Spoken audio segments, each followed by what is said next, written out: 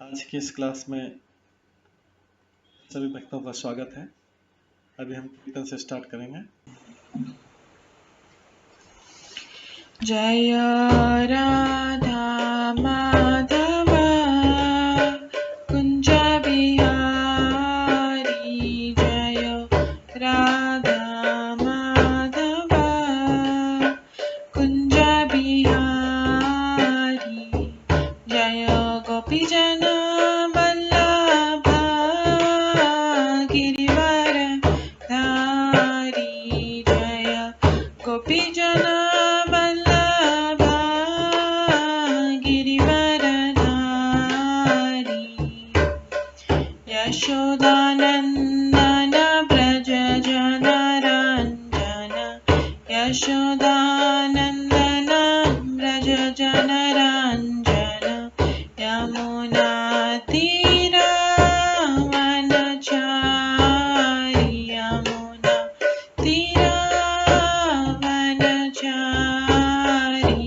जय राधा माधव कुंज बिहारी जय राधा माधव कुंज बिहारी हरे कृष्णा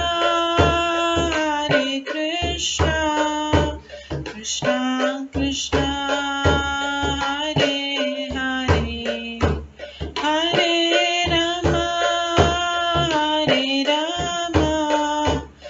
राम राम हरे हरे हरे कृष्णा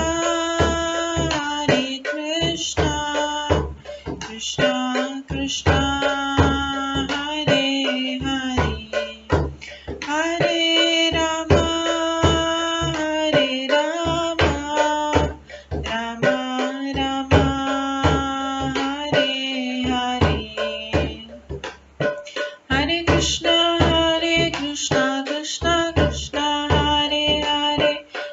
राम राम राम हरे हरे हरे कृष्णा कृष्णा कृष्णा हरे हरे हरे राम राम राम हरे हरे हरे कृष्णा कृष्णा कृष्णा हरे हरे हरे राम राम राम हरे हरे हरे कृष्णा कृष्णा कृष्णा हरे हरे हरे राम राम राम हरे हरे हरे कृष्णा कृष्णा कृष्णा हरे हरे हरे राम राम राम हरे हरे जय राधा माधव राधे जय राधा गोविंद राधे जय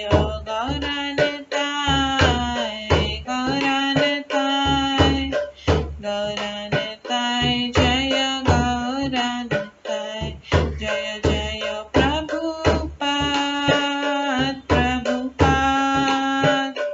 प्रभुपाद जय जय प्रभुपाद जय जय गुरुदेव जय जय गुरुदेव नित्य गौर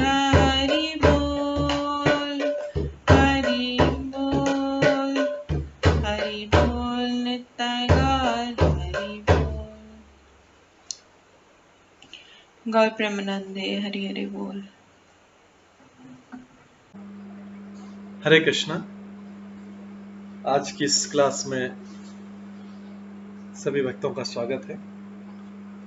अभी मंगलाचरण से स्टार्ट करेंगे।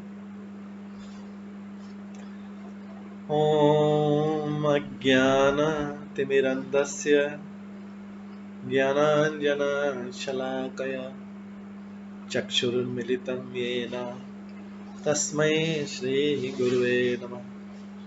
श्रीचैतन्यमनोभीष्टं स्थापितं येन भूतले स्वयं रूप कदा मह्यं ददाति स्वपदान्तिकम्। वन्देऽहं श्रीगुरो श्रीयुतपदकमलं श्रीगुरुं वैष्णवांश्च श्रीरूपं साग्रजातं सहगण रघुनाथान्वितं तं सजीवं साद्वैतं सावधूतं परिजनसहितं कृष्णचैतन्यदेवं श्रीराधाकृष्णपादान् सहगण ललिता श्रीविशाखान्वितांश्च नमो विष्णुपदाय कृष्णपृष्ठाय भूतले श्रीमते भक्तिवेदांत स्वामिन्निति नामिने। नमस्ते सरस्वती देवे गौरवाणी प्रचारिणे निर्विशेष शून्यवादी पाश्चात्य देशतारिणे। वाञ्छाकल्पतरुभ्यश्च कृपा सिन्धुभ्येव च पतितानां पावनेभ्यो वैष्णवेभ्यो नमो नमः। जय श्री कृष्ण चैतन्य प्रभु नित्यानंद श्री अद्वैत गदाधर शिवासादि गौर भक्तवृंद। हरे कृष्णा कृष्णा कृष्णा हरे हरे, हरे राम राम राम हरे हरे। ओम नमो भगवते वासुदेवाय। ओम नमो भगवते वासुदेवाय। ओम नमो भगवते वासुदेवाय। नारायणं नमस्कृत्य नरं चैव नरोत्तमं देवीं सरस्वतीं व्यासं ततो जयमुदीरये। नष्टप्रायेषु भद्रेषु नित्यं भागवत सेवया भगवते उत्तम श्लोके भक्तिर्भवति नैष्ठिकी। कृष्णाय वासुदेवाय देवकी नंदनाय च नन्दगोपकुमाराय गोविन्दाय नमो नमः। सर्ववेदान्तसारमे श्रीभागवतम् इष्यते तद्रसामृतात् नान्यत्र स्याद्रति क्वचित्। आराध्यो भगवान् ब्रजेश कन्यस्तनधाम वृन्दावन रम्या काचिदुपासना ब्रजवधूवर्गेण या कल्पिता। श्रीमद्भागवतं प्रमाणम् अमलं प्रेम कुमार्थमः श्रीचैतन्य महाप्रभुमतम् इदं तत्रादरो न परम्। मूकं करोति वाचालं पङ्गुलङ्घयते गिरिं यत्कृपातमहं वन्दे परमानन्दमाधवम्। हरे कृष्णा।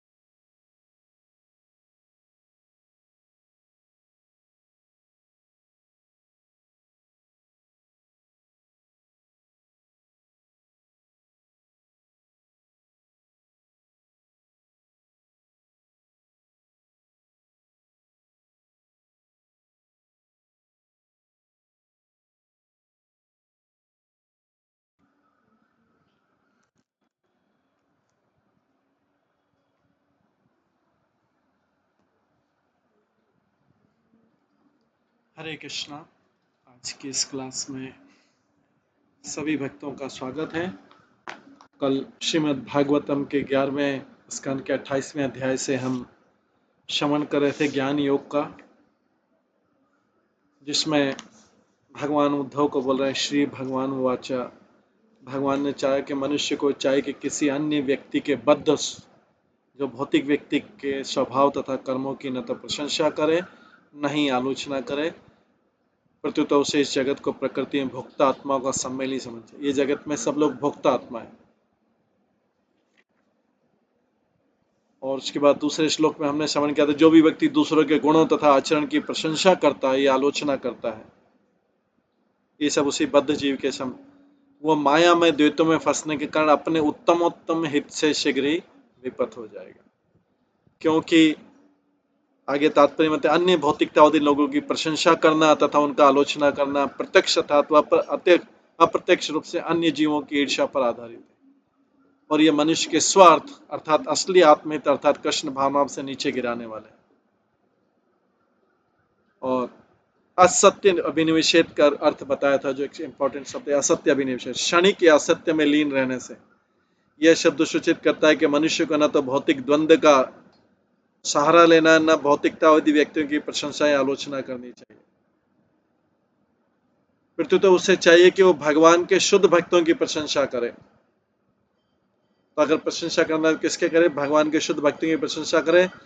और जो लोग भगवान के विरुद्ध विद्रोह की मनोवृत्ति की हैं, जिनकी मनोवृत्ति भगवान के विरुद्ध किए, जिससे मनुष्य अभक्त बन जाता है, उनकी प्रशंसा उनकी आलोचना करें।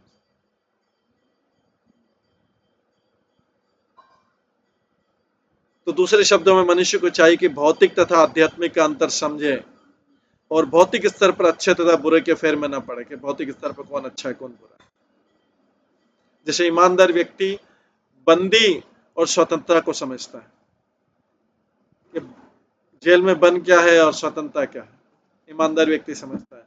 लेकिन मूर्ख व्यक्ति क्या है कि जेल के अंदर, बंदी के अंदर ऊंचे और नीचे कैटेगरी जानता है। ये रूम अच्छा है जेल का, ये रूम खराब है। वो जेल के अंदर की सोच।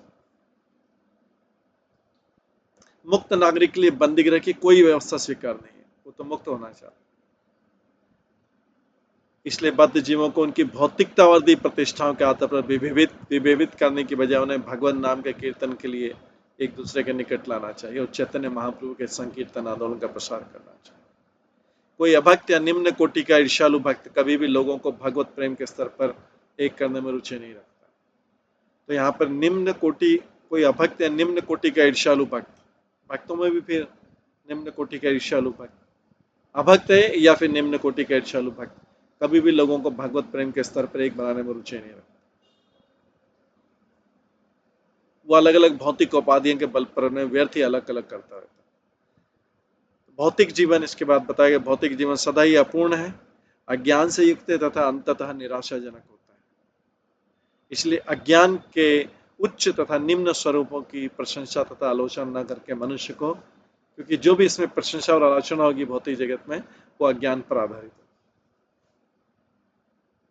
कई बार हो सकता है भौतिकतावादी उनकी जो ईर्ष्यालु लोग हैं उनकी प्रशंसा हो जाए, और जो वास्तव में भक्त है, क्योंकि सब भौतिकतावादी नजर से देखे, भक्तों की निंदा हो जाए, और जो ईर्ष्यालु व्यक्ति हैं या जो निम्न कोटि के ईर्ष्यालु भक्त हैं उनकी प्रशंसा हो जाए। इसलिए अज्ञान के उच्चतर निम्न स्वरूप की प्रशंसा आलोचना न करके मनुष्य को चाहिए कि दिव्य सच्चिदानंद स्तर पर कृष्ण भावनामत में लीन। और जो भौतिक द्वंद्व है ये स्वप्न के समान है। जिस तरह अगले श्लोक में, तीसरे श्लोक में हमने श्रवण किया था, जिस तरह देहधारी आत्मा की इंद्रियां स्वप्न देखने के भ्रम या मृत्यु जैसी गहरी निद्रावस्था के द्वारा परास्त हो जाती है। वो नींद में है, कुछ भी देख सकता है, अच्छा भी बुरा देख सकता है, उसकी मृत्यु भी देख सकता है वो नींद में, उसकी दूसरा भ्रम भी देखता है। उसी तरह भौतिक द्वंद्व का अनुभव करने वाले व्यक्ति को मोह तथा मृत्यु का सामना करना पड़ता है। इस जगह जो कुछ भौतिक शब्दों से व्यक्त किया जाता है या मन के द्वारा ध्यान दिया जाता है, वो चरम सत्य नहीं।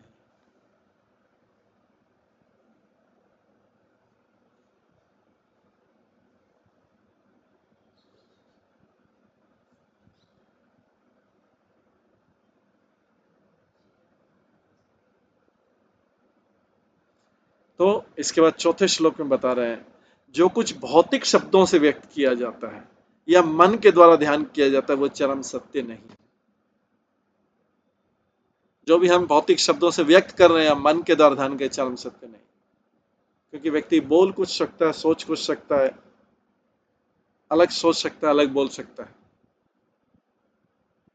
अतः द्वैत के इस असार जगत में, द्वैत के इस असार जगत में जिसमें कोई सार नहीं है, द्वैत के इस असार जगत में वस्तुतः क्या अच्छा था, क्या बुरा था, और ऐसे अच्छे तथा बुरे की मात्रा को कैसे नापा जा सकता। जैसे कोई व्यक्ति, हम उदाहरण दे के कॉल सेंटर को कॉल करता है तो कितनी स्वीट वॉइस में बोलते हैं, क्योंकि पेड है। अगर कोई पेमेंट नहीं किया हो, किसी ने पेमेंट नहीं किया हो अपनी जो भी सर्विसेज का, चाहे मोबाइल सर्विसेज, चाहे इलेक्ट्रिसिटी की सर्विसेज, चाहे दूसरी तीसरी कोई भी आइटम खरीदा हो उसकी सर्विस, तो नहीं देंगे तो कॉल ही ब्लॉक कर देंगे।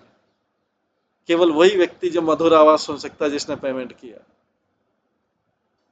तो इसलिए जो कुछ भौतिक शब्दों से व्यक्त किया जाता है वो या मन के द्वारा ध्यान किया जाता है वो चरम सत्य नहीं। ये भागवत गीता इन बारीकियों को समझा रहा है, और वो भी 11th कैंटो में समझा रहा है, जिससे क्या है कि लोग पहले की सारी पढ़ चुके हों। उद्धव को भगवान बोल रहे। अतः द्वैत के द्वैतवादी मतलब ड्यूअलिटी वाले इस असार जगत जिसके कोई साइंस नहीं, वस्तु तो क्या अच्छा था क्या बुरा है, ऐसे अच्छे तथा बुरे की मात्रा को कैसे नापा जा सकता, कौन अच्छा है कौन बुरा है।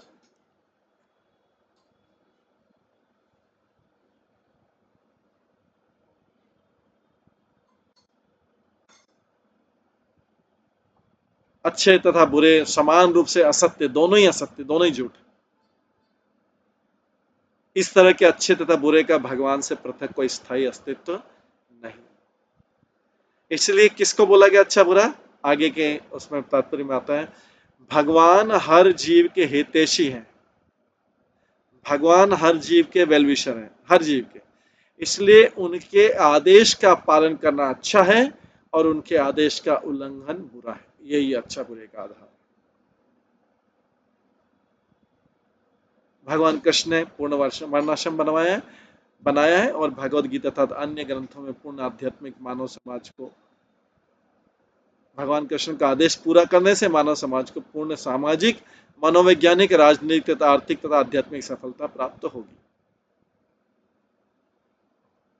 भगवान के आदेशों के बाहर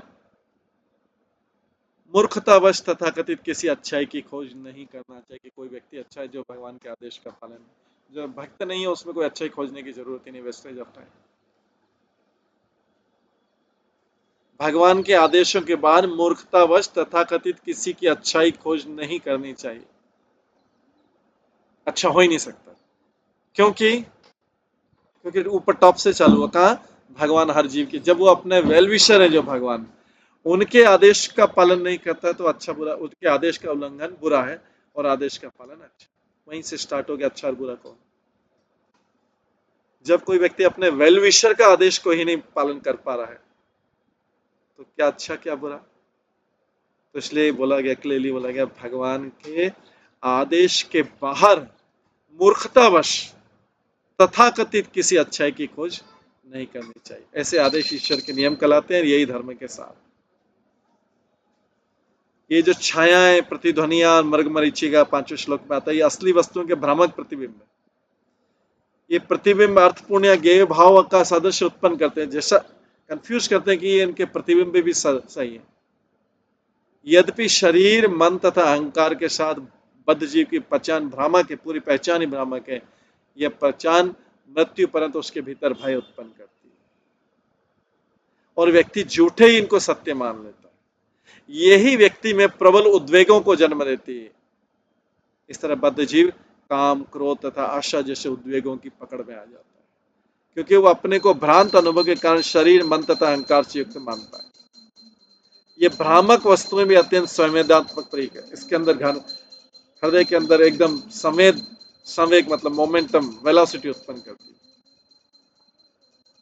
अंततः कहता हमें संवेगों को, इन सारी अपने अंदर की वेलोसिटी, वेगों को, जो भी हमें वेग आ रहे हैं, हमें समय को भगवान में जो कि नित्य सत्य लीन कर देना चाहिए। जब कोई भगवान के चरण कमलों की शरण ले लेता है तो उसका भय सदा सदा के लिए मिट जाता है और तब वो मुक्त जीवन के शुद्ध भावों को भोग सकता है। भगवान विस्तृत रूप से इस ज्ञान योग अध्याय में उद्धव कृष्ण को बता रहे, उद्धव गीता का हिस्सा। इसके बाद आज हम छठे सातवें श्लोक से आगे स्टार्ट करेंगे। आत्मेव तद इदं विश्वम सृज्यते सृजति प्रभो त्रायते त्राति विश्वात्मा हीयते हरतीश्वरः तस्मात् नहि आत्मनः अन्यस्मात् अन्य भावो निरूपितः।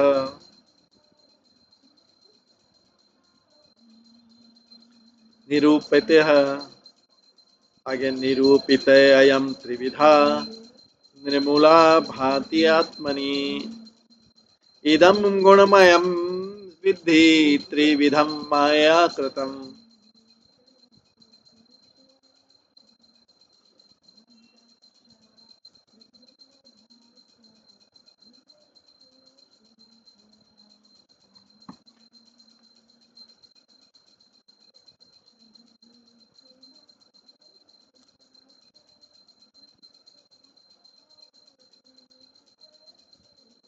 एकमात्र परमात्मा ही इस जगत के परम नियंता तथा सृष्टा है, अतः अकेले वे भी उत्पन्न किए जाते हैं। इस प्रकार जो समस्त जगत का आत्मस्वरूप है वो पालन भी करता है और पालित भी होता है, हरता भी और हरा भी जाता है। यद्यपि परमात्मा हर वस्तु से तथा अन्य हर किसी से पृथक है, किंतु कोई अन्य जीव उनसे पृथक रूप में निश्चित नहीं है। तीन प्रकार की प्रकृति के जो उनके भीतर देखी जाती है, प्राकृत्य का कोई वास्तविक आधार नहीं है। तीन प्रकार की प्रकृति के जो उनके भीतर देखी जाती है, प्राकृतिक का कोई वास्तविक आधार नहीं। प्रत्युत तुम समझ लो, एक तीन गुणों वाली प्रकृति उनकी माया शक्ति का ही प्रतिफल है।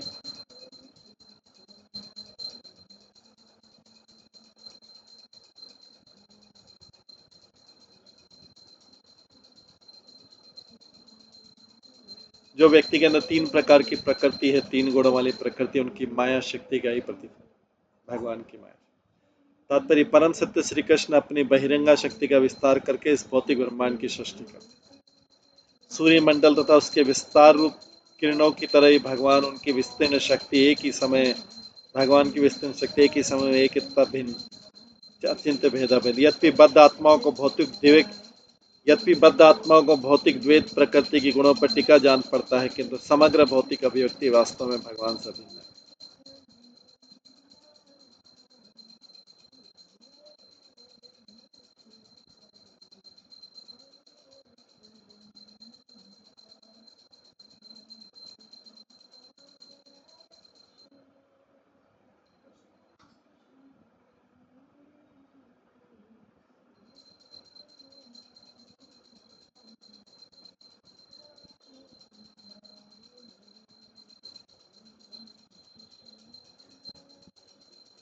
क्योंकि समग्र भौतिक अभिव्यक्ति वास्तव में भगवान से अभिन्न है। अंततः एक ही आध्यात्मिक स्वभाव वाली प्रकृति के गुण इंद्रियों, विषयों, देवताओं, मनुष्यों, पशुओं, मित्र, शत्रुओं को इत्यादि को जन्म देती हैं। ये जो प्रकृति के गुण हैं, प्रकृति के जो तीन गुण हैं, इससे हम किसी जीव को देवता मानते, किसी को मनुष्य मानते, किसी को पशु मानते, किसी को मित्र मानते, किसी को शत्रु मानते हैं। हमारे अंदर के इंद्रिय विषय के गुण हैं उससे, किंतु सच्चाई के हर वस्तु भगवान की शक्ति का विस्तार। बद्ध जीव मूर्खतावश प्रकृति पर अपना प्रभुत्व जमाना चाहता है, किंतु भगवान स्वयं एकमात्र असली स्वामी है, क्योंकि प्रकृति से अभिन्न है। श्री भागवतम में कई स्थानों पर मकड़ी द्वारा अपने मुख से जाल फैलाने का वर्णन है। इस प्रकार भगवान अपनी शक्ति से भौतिक जगत को उत्पन्न करते हैं, उसका पालन करते हैं, अंत में अपने ही उसे लीन कर देते हैं। यद्यपि अद्वितीय भगवान हर वस्तु और हर व्यक्ति से ऊपर है, किंतु साथ ही हर वस्तु से अभिन्न है। जिस बात का अनुमान नहीं लगाया सकते, जब भगवान सृजन करते हैं तो स्वयं प्रकट होते हैं, जब वे पालन करते हैं स्वयं उन्हीं का पालन होता है। संहार के समय भगवान में भी।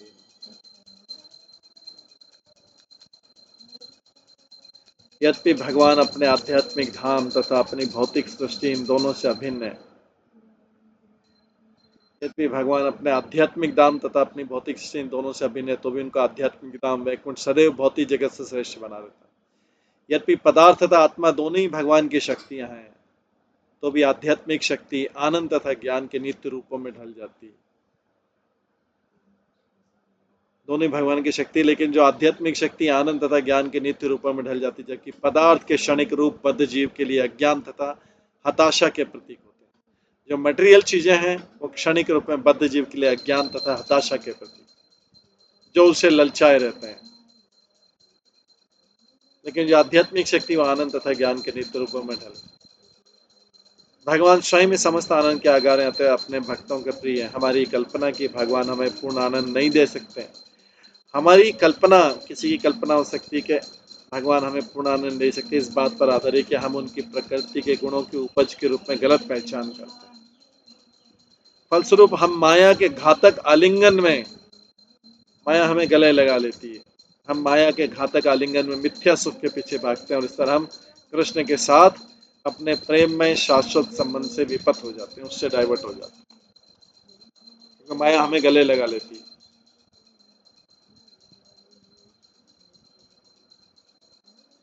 तो हम कृष्ण जो कि सबके हितैषी, सबके वेलविशर हैं, उसको छोड़ के माया जो बड़ी चतुराई से हमें चीटिंग करती है, उसके पीछे भाग। इस तरह हम कृष्ण के साथ अपने प्रेम में शाश्वत संबंध में विपत हो जाते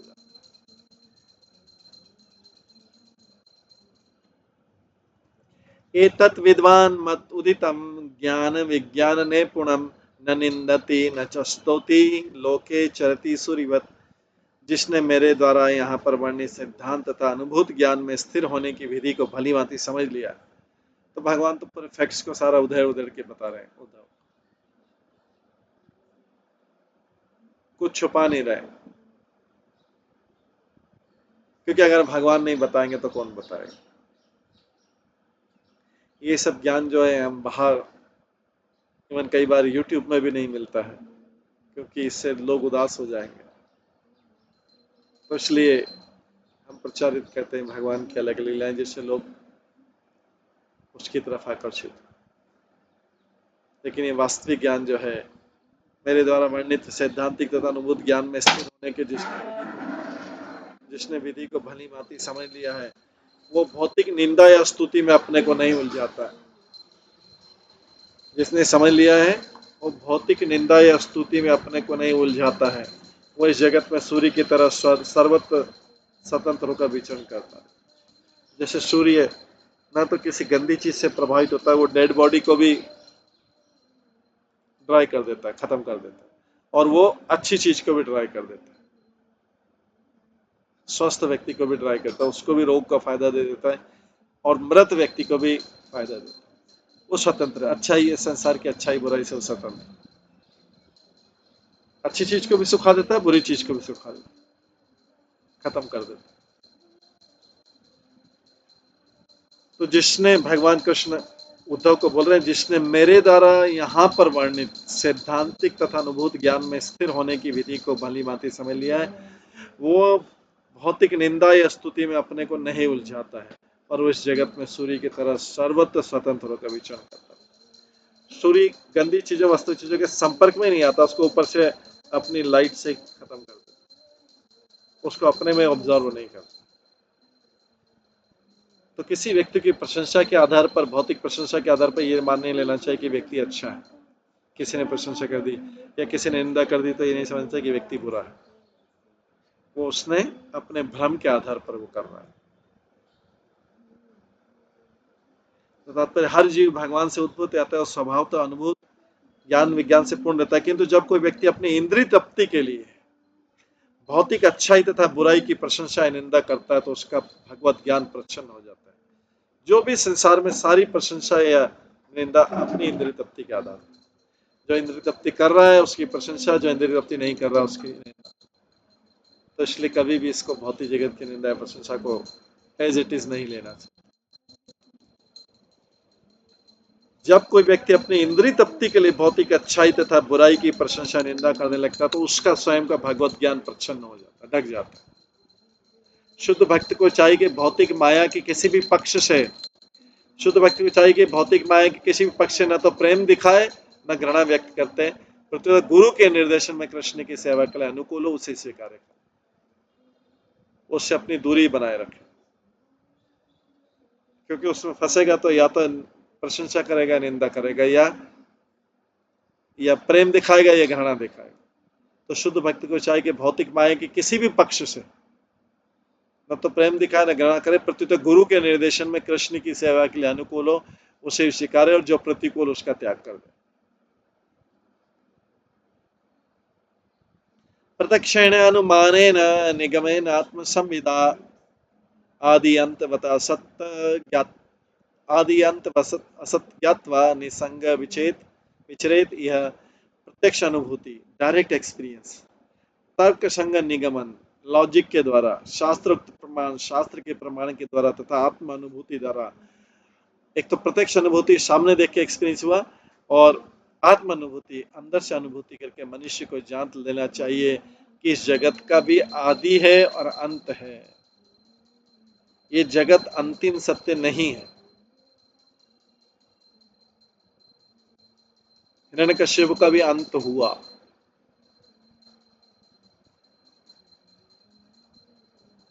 प्रहलाद महाराज को भी हिरण्यकश्यप से छुटकारा मिला, रावण का भी अंत हुआ, सीता को रावण से छुटकारा मिला। तो हर चीज का आदि भी है, अंत भी है।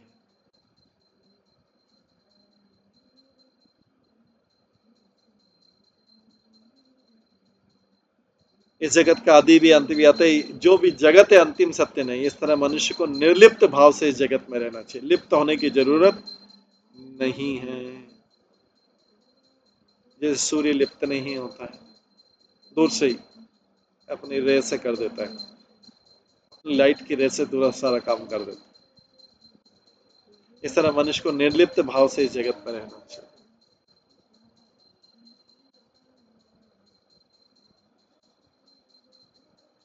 तात्पर्य श्रील जी गोस्वामी के अनुसार दो मुख्य भौतिक द्वैत है। पहला द्वैत क्या है कि मनुष्य भौतिक अच्छा है, भौतिक अच्छा है, भौतिक बुरा है। दूसरा सुंदर या कुरूप है, धनी निर्धन इत्यादि इत्यादि देख, ये पहला हो गया भौतिक, उसमें अच्छा है बुरा है।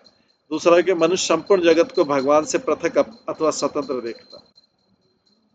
पहला द्वैत विपर्यों का है, जो समय के प्रभाव से विलय को प्राप्त होता है कि कोई व्यक्ति अच्छा बुरा। दूसरा द्वैत विलगाव का है, जो केवल भ्रम है, सम्मोहन है कि हर चीज भगवान से अलग है, हर चीज भगवान के एंजॉयमेंट के लिए बनी हुई, हर चीज भौतिक जगत भी भगवान के एंजॉयमेंट के लिए बना, भगवान की सेवा के लिए। भौतिक जगत की हर वस्तु और हर व्यक्ति भगवान की सेवा के लिए बना। तो इसलिए जो लोग संपूर्ण जगत को भगवान से पृथक अथवा स्वतंत्र देखता है, वह द्वैत विलगाव का है, जो केवल भ्रम है।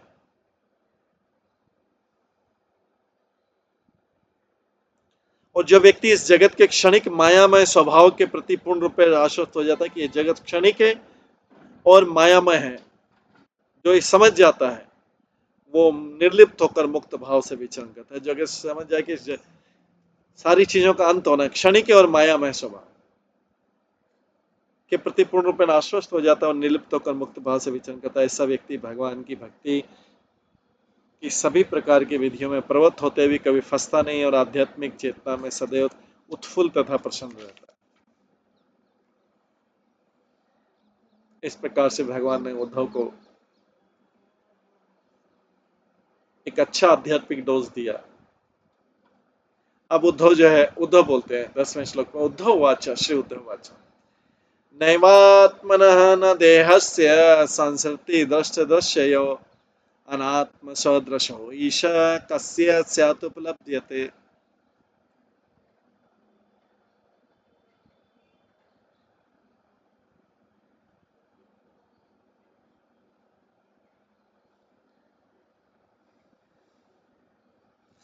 श्री उद्धव ने कहा है, भगवान इस भौतिक जगत के लिए संभव नहीं है कि वो दृष्टा रूपी आत्मा का अनुभव या दृश्य रूपी शरीर का अनुभव, जहां एक और जहां आत्मा स्वाभाविक तौर पर पूर्ण ज्ञान से समन्वित होता है, एक और जहां पर आत्मा स्वाभाविक तौर से पूर्ण ज्ञान समन्वित, तो वहीं दूसरी स्वर और भौतिक शरीर जीवन सत्ता में नहीं है, दूसरा भौतिक शरीर चेतन जीव सत्ता में नहीं है, तो फिर जगत का अनुभव किससे संबंध? तात्पर्य, चूंकि जीव शुद्ध आत्मा है जो स्वभाव से पूर्ण ज्ञान तथा आनंद से पूरित है, और चूंकि भौतिक शरीर तो एक जैव रासायनिक मशीन है जो ज्ञान और निजी चेतना से भी है, तो फिर इस जगत के अज्ञान तथा चिंता को कौन अनुभव कर रहा है? भौतिक जीवन के चेतन अनुभव से इनकार नहीं किया जा सकता। इसलिए उद्धव भगवान से कृष्ण से प्रश्न पूछ रहे हैं और उस विधि को अच्छी तरह समझाने के लिए कर रहे हैं जिससे मोह उत्पन्न होता है। ये कौन सी चीज है जिससे मोह उत्पन्न होता है?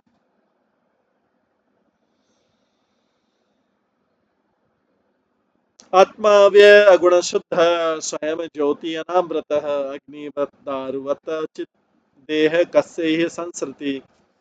आत्मा व्यय दिव्य शुद्ध आत्म प्रकाशित तथा किसी भौतिक वस्तु से कभी न ढका जाने वाला है।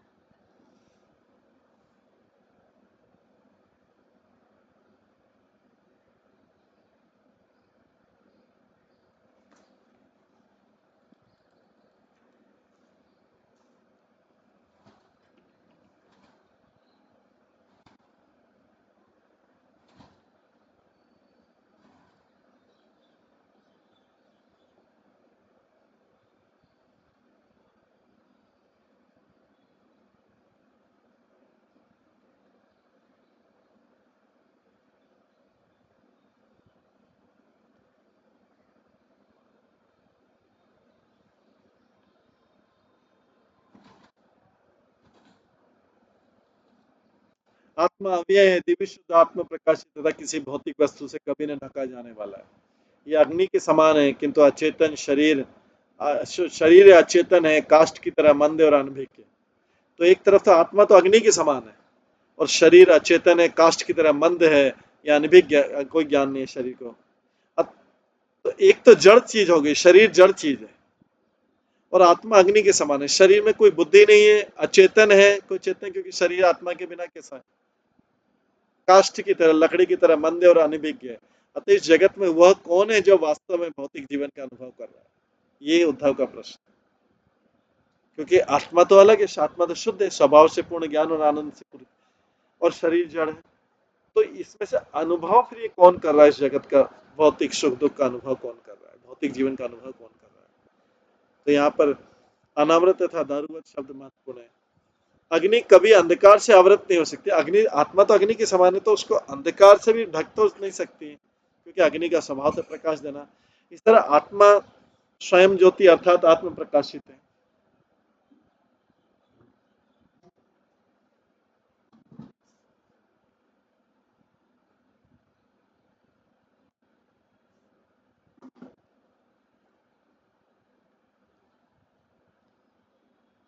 इस तरह आत्मा स्वयं ज्योति अर्थात आत्म प्रकाशित है।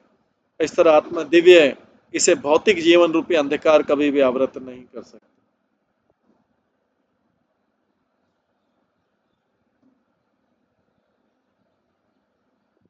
दूसरी ओर भौतिक शरीर जो कि काष्ठ की तरह है, स्वभाव से मन तथा प्रकाश रहित रहता है।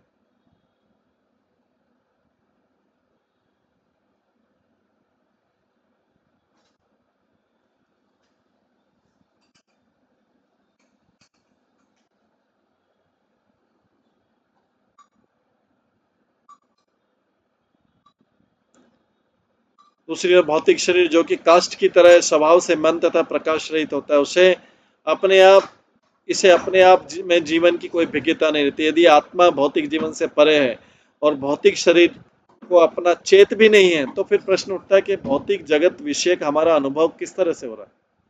शरीर जड़ है, आत्मा अग्नि के समान है, आत्मा आनंद में है, स्वभाव से पूर्ण ज्ञान आनंद, तो फिर कौन अनुभव कर रहा है ये सारी चीज? ये उद्धव का प्रश्न।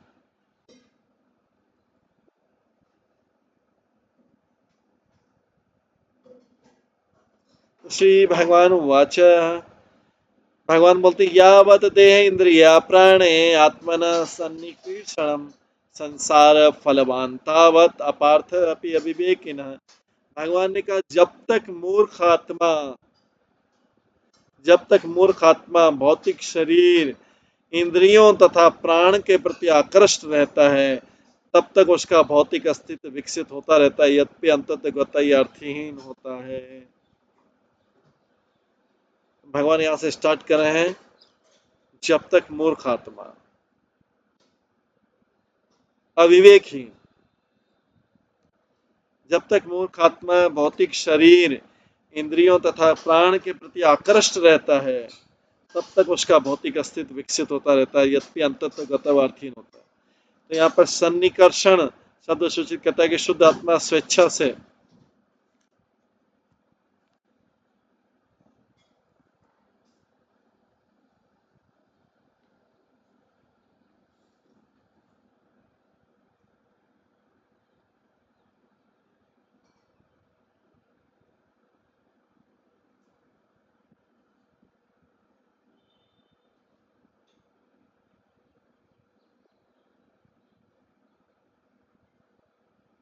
भगवान ने कहा जब तक मूर्ख आत्मा भौतिक शरीर, इंद्रियों तथा प्राण के प्रति आकृष्ट रहता है, तब तक उसका भौतिक अस्तित्व रहता है, यद्यपि अंततः अर्थहीन होता है। यहाँ पर सन्निकर्षण सूचित करता है कि शुद्ध आत्मा स्वेच्छा से अपने को भौतिक शरीर से सोचते हुए जोड़ लेता है। आत्मा शुद्ध है, लेकिन अपने को भौतिक शरीर से सोचते जोड़ लेता है कि यह उसके फलप्रद व्यवस्था है, इससे उसको कुछ फल मिलेगा। किंतु वास्तविकता है कि यह स्थिति अपार्थ अर्थात व्यर्थ होती है।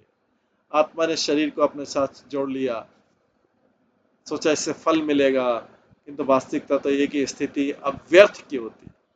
यह स्थिति अपार्थ है अर्थात व्यर्थ की होती है, आत्मा के शरीर से जुड़ने।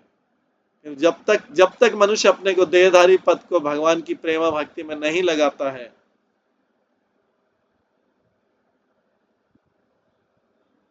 उस समय मनुष्य का संबंध भगवान कृष्ण से होता है, शरीर से नहीं, जो मनुष्य के उच्चतर उद्देश्य को पूरा करने का यंत्र मात्र बच जाता है। शरीर तो यंत्र है जिससे उच्चतर उद्देश्य की पूर्ति करना है, लेकिन आत्मा इसकी तरफ आकर्षित होकर इसको अपना मान लेता है।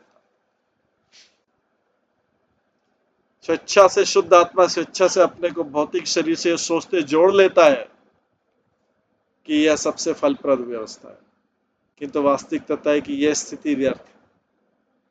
जब तक मनुष्य अपने देहधारी पद को भगवान की प्रेमा भक्ति में नहीं लगाता, उस समय मनुष्य का संबंध भगवान कृष्ण से होता है, शरीर से नहीं, जो कि मनुष्य के उच्चतर उद्देश्य को पूरा करने का यंत्र मात्र बन जाए। शरीर केवल यंत्र है, यूज करने के लिए यंत्र।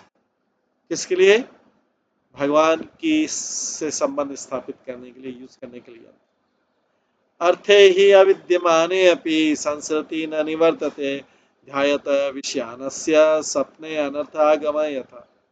वस्तुतः जीव आत्मा तो भौतिक जगत से परे है, किंतु भौतिक प्रकृति पर प्रभुत्व जमाने की मानसिकता के कारण उसका भौतिक अस्तित्व मिटता नहीं है और वह सभी प्रकार की हानियों से प्रभावित होता है, जिस तरह के स्वप्न में घटित होता है।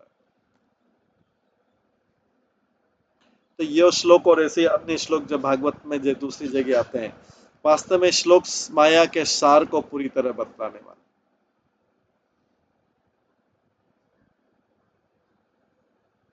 यथा ही अप्रतिबुद्धस्य पाप बहु अनर्थ वृत्स एव प्रतिबुद्धस्य न मे मोहाय कल्पते। यद्यपि स्वप्न देखते समय मनुष्य को अनेक अवांछित वस्तुओं का अनुभव होता है स्वप्न में, किंतु जग जाने पर उस स्वप्न के अनुभवों से तनिक भी भ्रमित नहीं होता। अरे वो तो स्वप्न था। इसीलिए मुक्त आत्मा को भी इस जगत में रहते हुए भौतिक वस्तुओं का अवलोकन करना चाहिए, उसको जागरूक रहना चाहिए। इसलिए बोला गया जीव जागो, जीव जागो। कृष्ण भावनामृत के प्रति जागरूक होने के कारण वह समझ जाता है कि ये जैसे रात का स्वप्न था, उसको भूल जाता है, उसी तरह कृष्ण भावना के प्रति जागरूक होने समझता है कि इंद्रिय सुख तथा दुख, इंद्रियों के सुख तथा दुख ये स्वप्न की तरह अर्थहीन है, और इस तरह मुक्त आत्मा कभी भी मोहित नहीं होता है। जैसे व्यक्ति जागता है जब तो स्वप्न को भूल जाता है ना, स्वप्न से प्रभावित नहीं था। उसी तरह से जो कृष्ण भावनावत में जाग गया है वो इंद्रिय सुख तथा दुख स्वप्न की तरह अर्थहीन मानता है, और इस तरह मुक्त आत्मा माया से कभी फिर से मोहित नहीं होता है।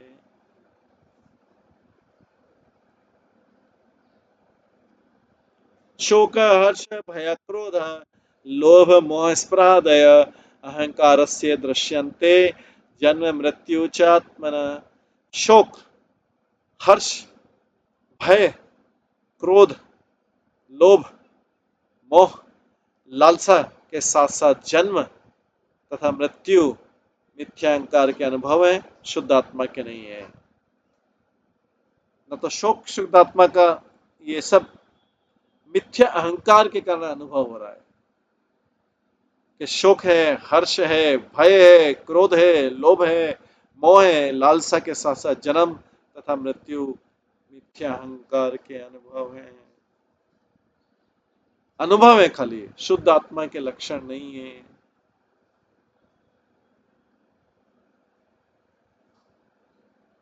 तात्पर्य मिथ्या अहंकार सूक्ष्म भौतिक मन तथा स्थूल भौतिक शरीर के साथ शुद्धमय आत्मा की मोहमयी पहचान है। आत्मा शरीर से पहचान करता मिथ्या अहंकार के कारण।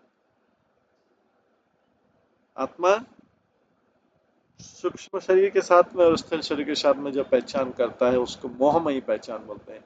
इस मोहमयी पहचान के फलस्वरूप बद्धात्मा खोई वस्तुओं के लिए शोक करता है, प्राप्त की हुई वस्तुओं पर हर्ष करता है, अशुभ वस्तुओं पर का भय करता है, अपनी इच्छा की विफलताओं पर क्रोध आता है कि इच्छाएं पूरी नहीं, उस पर क्रोध आता है, और इंद्रिय तृप्ति के लिए और लोभ का अनुभव करता है। इसलिए ऐसे झूठे आकर्षणों तथा विकर्षण से मोहग्रस्त बद्ध जीव को अन्य शरीर स्वीकार करने पड़ते हैं, उसके ऐसे झूठे आकर्षण और विकर्षण से। किसी के प्रति आकर्षण, किसी के प्रति परीक्षण, किसी वस्तु के प्रति आकर्षण, किसी के प्रति परीक्षण, इससे मोहग्रस्त बद्ध जीव को कई शरीर स्वीकार करने पड़ते हैं और उसे बारंबार जन्म तथा मृत्यु से होकर छोड़ना पड़ता, गुजरना पड़ता है।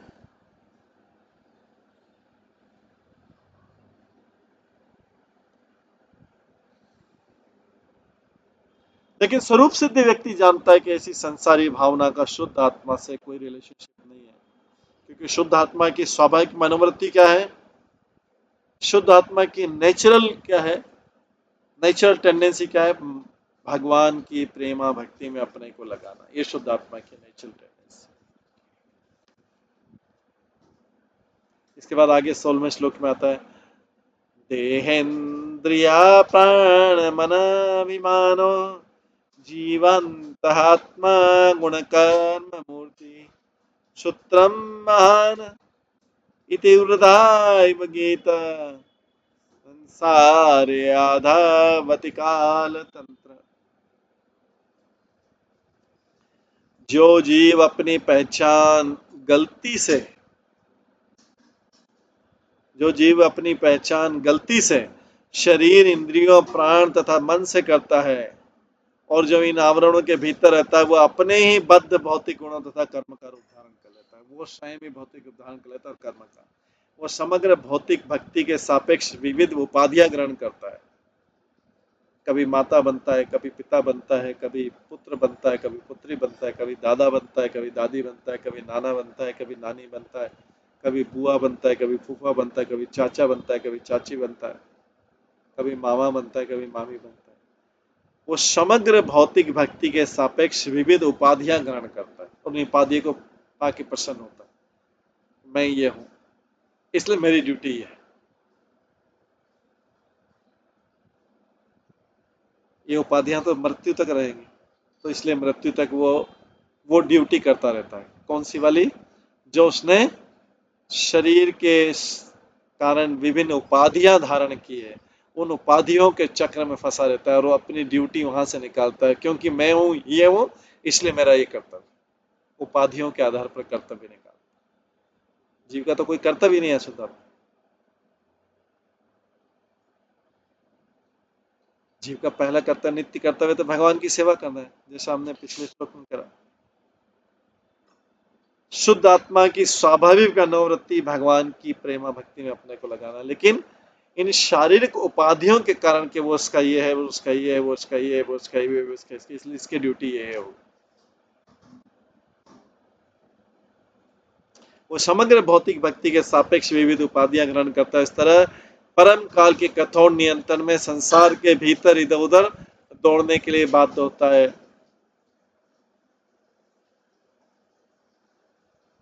अलग अलग उपाधियां धारण कर लिया।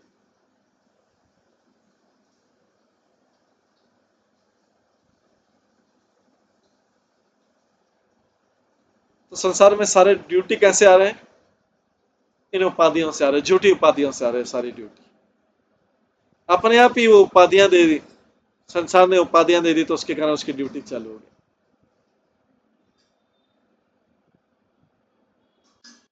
जैसे कोई जैसे कोई फूफा बन गया, कोई बुआ बन गई, कोई फूफा बन गया, कोई बुआ बन गया, तो अपने आप ड्यूटी चालू हो। कोई चाचा बन गया, कोई चाची बन गई, तो अपने आप ड्यूटी चालू हो। कोई मामा बन गया, कोई मामी बन गया, अपने आप ड्यूटी चालू हो। कोई दादा बन गया, दादी बन गया, उसकी ड्यूटी में लग गए।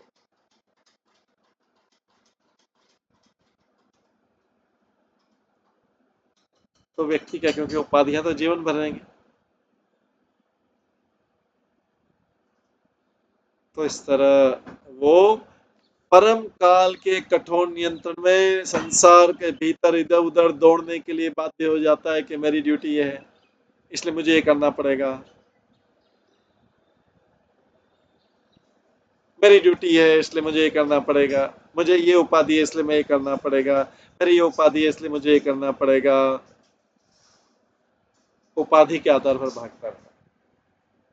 संसार के भी इधर उधर दौड़ने के लिए बात हो जाता है काल के नियंत्रण में। तो तात्पर्य में बताते हैं, मिथ्या अहंकार जो जो जीव को संसार का कष्ट भोगने के लिए बाध्य करता है, क्योंकि इन उपाधियों के कारण वो कष्ट भोगता है, शारीरिक उपाधियों के कारण वो कष्ट भोगता है। यहाँ पर भौतिक शरीर, इंद्रियां, प्राण तथा मन के साथ मोहमयी पहचान के रूप में विस्तार से वर्णित हुआ है।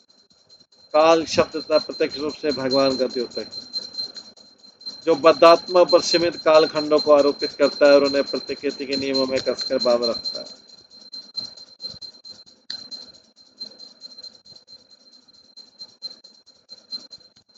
काल शब्द प्रत्यक्ष रूप से भगवान का ही द्योतक है, जो बद्ध आत्माओं पर सीमित काल खंडों को आरोपित करता है और उन्हें प्रकृति के नियमों में कसकर बांधे रखता है। मोक्ष का कोई निर्विशेष अनुभव नहीं है। मोक्ष तो मनुष्य के नित्य शरीर, इंद्रियों, मन तथा बुद्धि की भगवान से संगति। तो यहाँ पे मोक्ष की एक अच्छी डेफिनेशन आई है। मोक्ष निर्विशेष अनुभव नहीं है, जैसा मायावादी बोलते हैं मोक्ष मतलब निर्विशेष अनुभव नहीं। मोक्ष तो मतलब है कि मनुष्य के नित्य शरीर, इंद्रियों, मन तथा बुद्धि की भगवान से जो संगति हो जाए वही मोक्ष। ये सब चीजें भगवान में लग जाए, ये मोक्ष। हम अपने नित्य मुक्त व्यक्तित्व को मिथ्या अहंकार के कलमश से मुक्त करके, हम अपने नित्य मुक्त व्यक्तित्व को, अपनी पर्सनालिटी को, जो कि नित्य मुक्त है, हमारी आत्मा तो, उसको मिथ्या अहंकार के कलमश से अगर सेपरेट कर दे और कृष्ण भावनामृत में भगवान की सेवा में अपने को अर्पित करके, तो हमारी उस कलमश को पुनः जागृत कर सकते। जब शुद्ध आत्मा मिथ्या अहंकार को स्वीकार करता है तो बहुत ही कष्ट उठाने पड़ते हैं। जब वो उपाधियां स्वीकार कर लेता है, उसकी रिस्पॉन्सिबिलिटी भी हो जाती है, जिम्मेदारियों को, उसके कारण उसको कष्ट मिलता है। तो जब आत्मा मिथ्या अहंकार को स्वीकार कर लेता है कि मेरी उपाधि है, मेरा शरीर की उपाधि है, मेरे शरीर की उपाधि है, तो उसे बहुत ही कष्ट उठाने पड़ते हैं। शुद्ध कृष्ण भावना में अपने को भगवान कृष्ण का नित्य दास स्वीकार करने पर, अगर कोई व्यक्ति अपने आप को भगवान कृष्ण का नित्य दास स्वीकार कर ले, इसका मतलब है कि सारी उपाधियों से अपने आप को मुक्त कर लिया उसने, तो मिथ्या अहंकार को जीत लिया और आनंदित हो गया।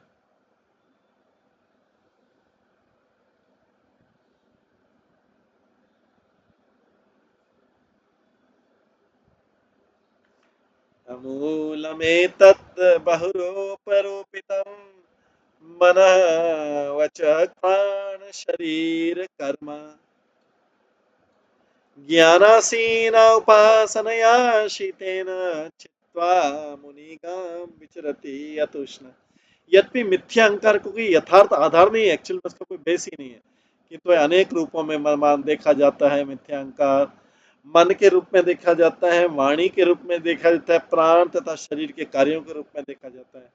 किंतु प्रामाणिक गुरु की उपासना के द्वारा तेज की हुई दिव्य ज्ञान रूपी तलवार से गंभीर साधु इस मिथ्या पहचान को काट देता है कि मेरी इस जगत से कोई पहचान ही नहीं, और इस मेरी कोई रिस्पॉन्सिबिलिटी ना मेरी कोई उपाधि, और इस जगत में समस्त भौतिक आसक्ति मुक्त कर रहने लगता है।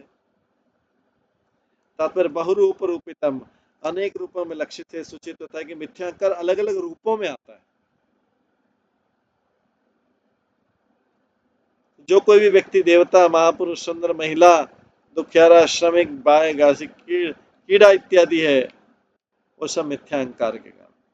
मिथ्यांकार व शुद्ध आत्मा किसी भौतिक आवरण को अपना चरम आत्मा मान लेता है। वो जो भौतिक आवरण ऊपर से है उसको क्या मान लेता है? वो चरम, यही सब कुछ, ये मेरा शरीर सब कुछ, इसी को सुख देने का काम है, इसी से संबंधित लोगों को सुख देना मेरा जीवन का कर्तव्य है, इसके अलावा मेरे से कोई सुख प्राप्त नहीं करना चाहिए जो मेरे से शरीर से संबंधित नहीं। तो मिथ्या अहंकार व शुद्ध आत्मा किसी भौतिक आवरण को अपना चरम आत्मा मान लेता है, क्योंकि मैं ये हूं इसलिए मेरी रिस्पॉन्सिबिलिटी है। किंतु ऐसी अज्ञानता को श्लोक में वर्णित विधि द्वारा दूर किया जा सकता है।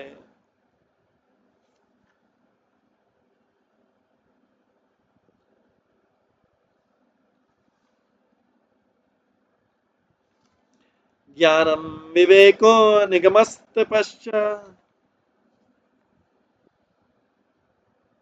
प्रत्यक्षम नेति हम अनुगामनानि आद्यन्त्योऽस्य यतएव केवलम काल च हेतु च तत्तेव मध्य। असली आध्यात्मिक ज्ञान तो आत्मा और पदार्थ के अंतर पर आधारित रहता है।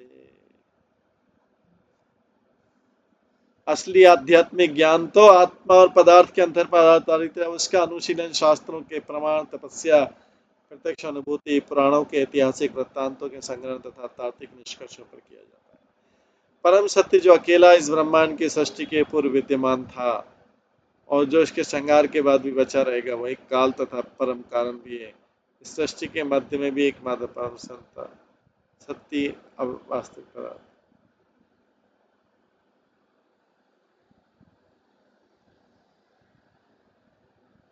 परम सत्य जो अकेला इस ब्रह्मांड की सृष्टि के पूर्व विद्यमान था, जो इसके संहार के बाद भी रहेगा, वही काल तथा परम कारण में परम सत्य। तात्पर्य भौतिक विज्ञानी तथा दार्शनिक उस चरम भौतिक कारण या सिद्धांत की खोज में पूरी तरह से लगे हुए जिसे यहाँ पर काल कहा गया। कार्य कारण की विधि भौतिक विधि काल क्रम में घटित होती है। दूसरे शब्दों में काल भौतिक कार्य कारण के लिए प्रेरक करता है। ये काल परमात्मा की अभिव्यक्ति है जो विराट जगत में व्याप्त और उसे सहारा देता है। यहाँ पर ज्ञान प्राप्त करने की विधि का वैज्ञानिक ढंग से वर्णन हुआ है।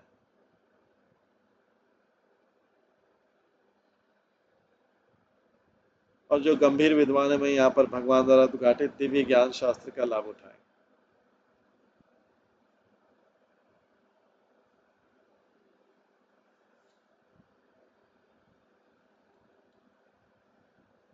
इस तरह हम देखते हैं कि श्रीमद् भागवतम में भगवान इस अध्याय में 11वें स्कंद के 28वें अध्याय जिसका नाम ज्ञान योग है, भगवान किस तरह से विस्तृत रूप से उद्धव को ज्ञान दे रहे हैं, समझा रहे हैं इस जगत के बारे में।